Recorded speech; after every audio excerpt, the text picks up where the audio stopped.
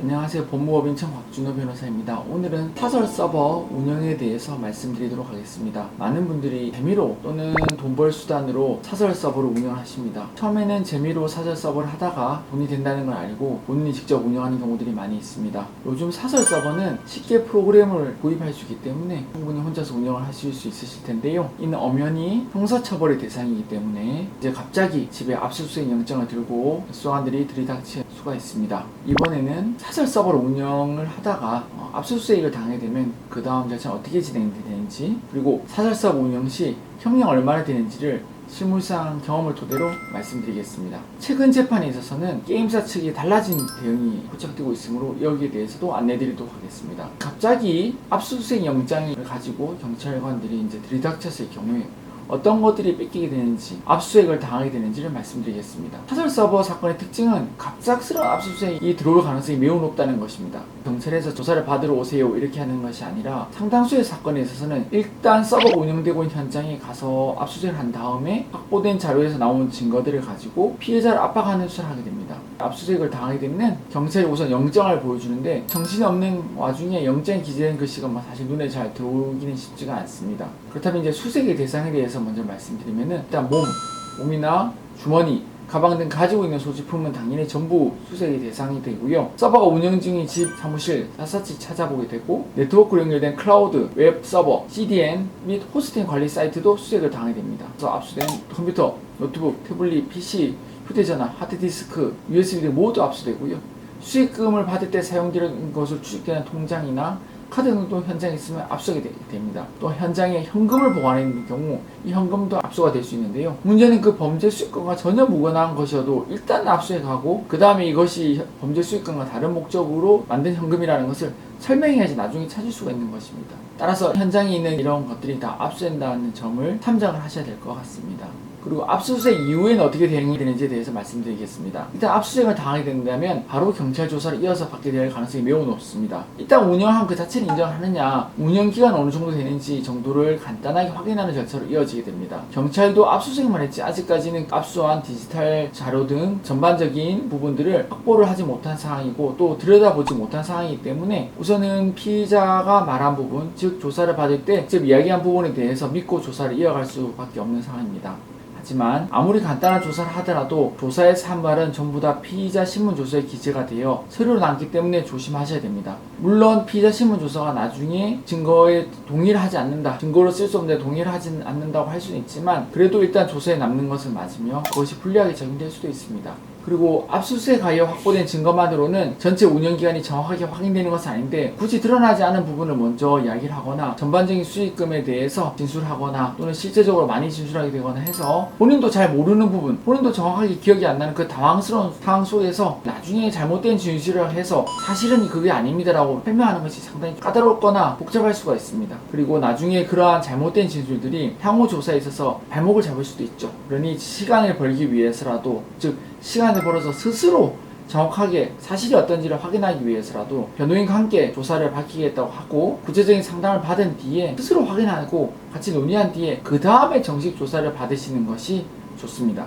사설 서버의 경우 구체적인 처벌 수위가 어떻게 되는지, 즉 사설 서버를 운영했을 때의 처벌 수위에 대해서 말씀드리겠습니다. 사설 서버를 운영할 때면 당연히 운영한 형태, 기간, 수익금 등에 따라 형량이 달라지게 됩니다. 처벌 수위는 벌금형부터 집행유예 또는 실형까지 상당히 스펙트럼이 넓은 편입니다. 벌금형은 대부분 가단기간이 짧거나 하는 경우에 특별한 케이스고 보통은 정식 재판으로 넘어가게 돼서 집행유예부터 시작하니 처벌 수위가 그렇게 가벼운 편은 아니라고 할 수 있습니다. 사설 서버는 처음부터 불법적인 목적으로 운영하지 않는 분들도 많다 보니 처벌 수위에 대해서 안일하게 생각하는 경향이 있습니다. 스스로 이 게임에 대해서 즐기다가 이제 조금 운영까지 나간 경우가 많이 있는데요. 그러면 불법성에 대해서 스스로 생각할 정도가 낮게 되죠. 상담 중에 제가 재판에 가게 되면, 재판에 가서 이런 말씀 드리게 되면은 깜짝 놀라서 게임 운영 내가 조금 했다고 재판까지 가야 되냐 이렇게 반응하시는 분들이 많이 있으신데요. 조금 상황과 다르다고 할 수 있습니다. 정확하게 말씀드리면 사설 서버 사건은 90% 이상이 정식 재판으로 넘어가게 되고요. 그 중에서도 어느 정도는 실형 선고까지도 받을 수가 있습니다.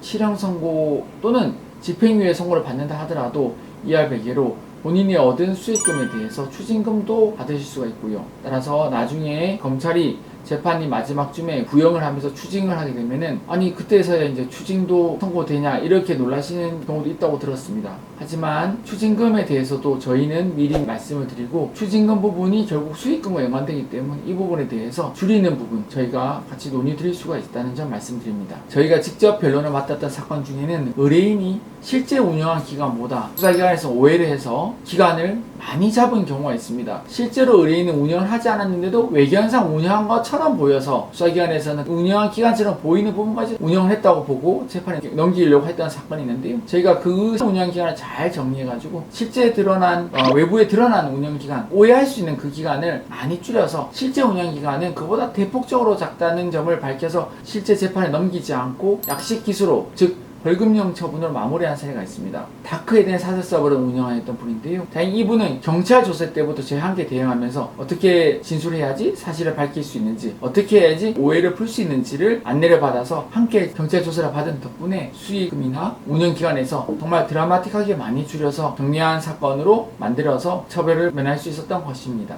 최근 게임사의 달라진 대응에 대해서 말씀드리겠습니다. 최근 게임사의 달라진 행보가 확인이 되는데요. 이 부분은 꼭 주의하라고 말씀드리고 싶습니다. 원래 게임사는 사설 서버를 모니터링만 했지 운영자에 대해서 고발을 한다거나 적극적으로 대응을 하진 않았습니다. 하지만 최근에 있어서는 게임 회사에서 대형 법무법인을 선임해서 저작권, 즉 글자체 고소하듯이 먼저 적극적으로 고소 고발을 하고 있다는 점을 말씀드립니다. 예전에 있어서는 이런 사설 서버가 운영을 한다는 걸 알고는 있었지만 내버려 뒀다면은 지금은 적극적으로 대형 펌들을 선임을 해서 먼저 사설 서버 운영에 대해서 찾아서 고소 고발을 하도록 이렇게 진행을 하고 있습니다. 그리고 재판에 나아가서도 예전에는 재판 자체를 내버려 뒀다면은 지금은 엄벌 탄원서를 제출하면서 대응을 하고 합의에 있어서도 적극적으로 나서는 경향을 보이고 있었습니다. 그래서 이렇게 엄벌 탄원서가 들어오게 되면은 형량이 높아지고 합의 문제도 발생할 것입니다. 예전에 있어서는 게임사가 이러한 사설 서버 운영과 처벌 이런 부분에 대해서 크게 개입이나 관심을 안 보였기 때문에 재판에 넘어간다 하더라도 사실상 합의도 어려웠죠. 지금 아까 말씀드린 것처럼 먼저 적극적으로 고발을 하고 재판에 있어서 엄벌 탄원서를 냈다고 한다면은 예전에서는 그러지 않았거든요. 사실상 합의도 그렇게 적극적이지 않았습니다. 게임 회사에서 사설 서버 운영자들과 합의까지 그렇게 나서진 않았는데요. 요즘에 있어서는 반대로 적극적으로 합의 금액과 합의에 대해서 의사를 제안을 하고 소통을 하고 있다는 점도 말씀드립니다.